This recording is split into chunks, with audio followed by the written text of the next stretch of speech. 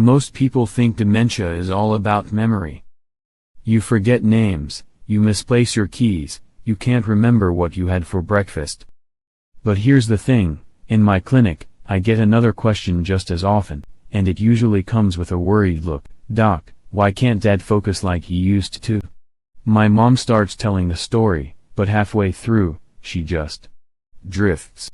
And it's not just in the clinic.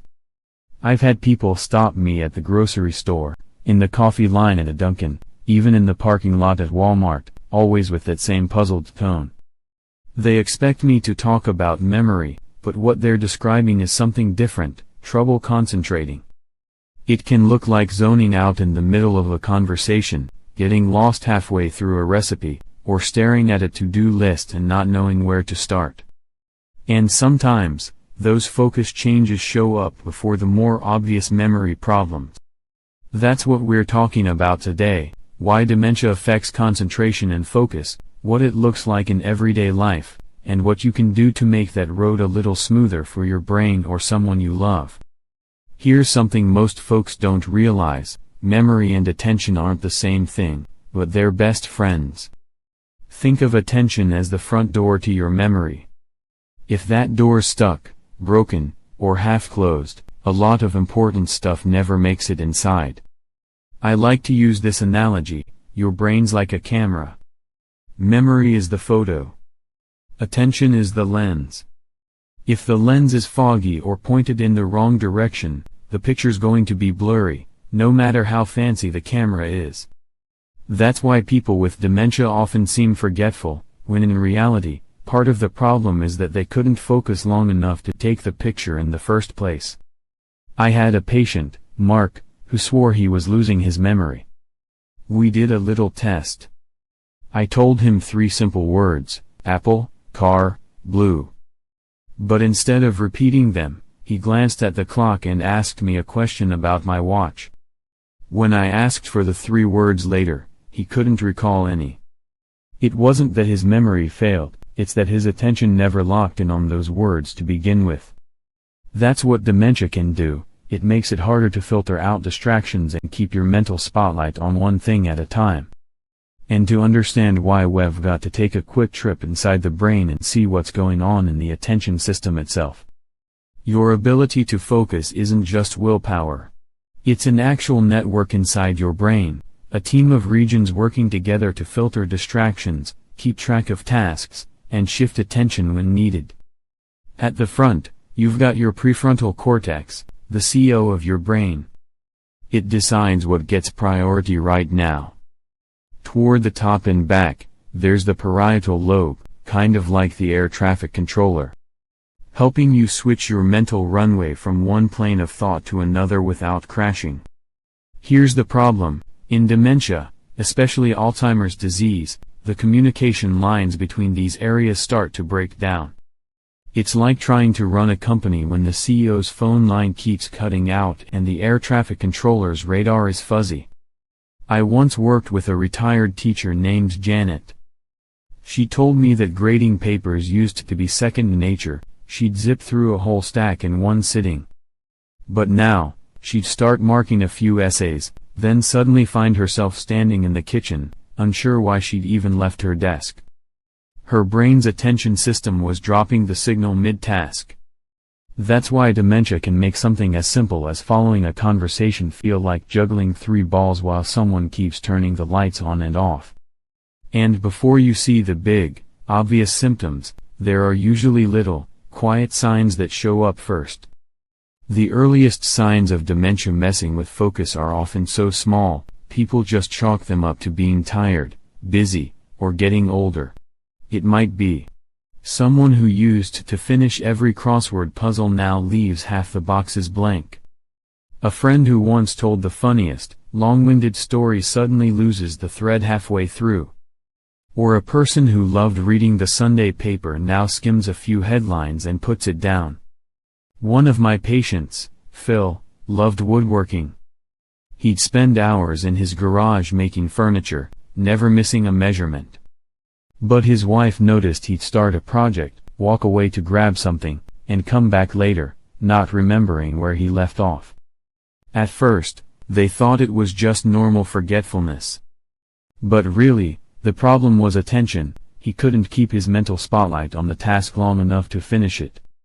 Here's the tricky part: when focus slips like that, it can make memory look worse than it is.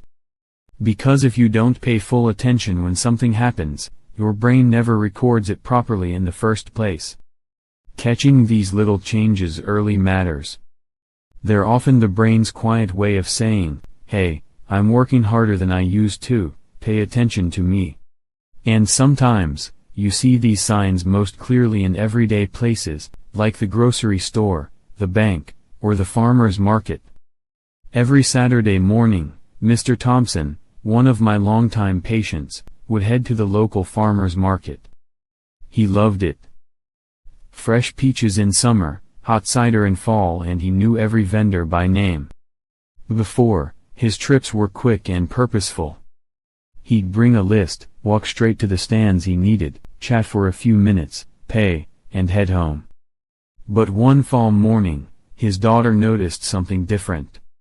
He wandered from stall to stall, stopping in the middle of the walkway, staring at the tomatoes like he was trying to remember if he liked them. She gently asked, "Dad, what's next on the list?" He looked down at the paper in his hand, then back up, and said, "I'm not sure. Let's just go home." Here's the thing, he didn't forget how to buy groceries. He lost focus on following through. Dementia had started making it harder for him to filter distractions, the music from one stall, the smell of bread from another, and stay on track with a simple plan. Moments like that are easy to miss if you're not looking for them. They're not dramatic memory losses. They're subtle focus shifts that chip away at independence. And when I explain this to families, I like to give them a picture they can carry with them, one that makes sense every time they see it. Think of your brain like a busy highway. When everything's running smoothly, signals, thoughts, plans, words, zip along at the right speed. Now picture rush hour after a fender bender. Cars slow to a crawl, lanes get blocked, drivers keep switching back and forth, and nobody seems to get where they're going. That's what dementia can do to your focus. It creates little traffic jams in the brain's wiring. Messages that used to travel quickly between brain regions now have to detour, slow down, or stop completely. The result? You start making more mental lane changes than you want, starting a task, getting distracted, then trying to get back on track, but missing your exit. I remember a patient named Helen.